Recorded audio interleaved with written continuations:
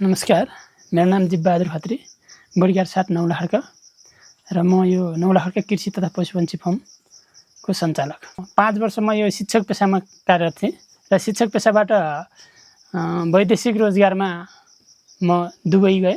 Dubai 3 वर्ष बसिसकेपछि फेरि फिर्ता आएर कृषिमै आबद्ध भएर सुरु गरेँ। मेरो खास गरी मुख्य पेसा नै किवी क्षेत्र हो। त्यसभित्र 2 तले खेती भएको कारणले गर्दा तलबाट हाम्रो किवीको मुनिबाट अकबरे खुर्सानी प्रयोग गरेको छ। अकबरे खुर्सानीबाट उत्पादन लिन्छ। किवी अलि झाँगिएपछि तलबाट मैले यो अलैँची खेतीको पनि सुरुवात गरेको छु र त्यसमा सिँचाइको लागि पानी ट्याङ्की प्रयोग गरेको थियो। पानी ट्याङ्कीलाई पानी मात्रै सँगाल्नु भन्दा त्यसमा माछा पनि प्रयोग गर्ने भनेर मैले माछा पनि उत्पादन गरेको छु।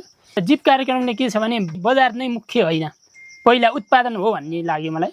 उत्पादन भइसकेपछि यसलाई स्वरूप परिवर्तन गरेर बिक्री गर्न पाइन्छ, जामहरू बनाउन पाइन्छ, अचारहरू बनाउन पाइन्छ। दायित्व संस्थाबाट नै हामीलाई विभिन्न तालिम तथा उपकरणहरू र पूरक अनुदानको व्यवस्था थियो।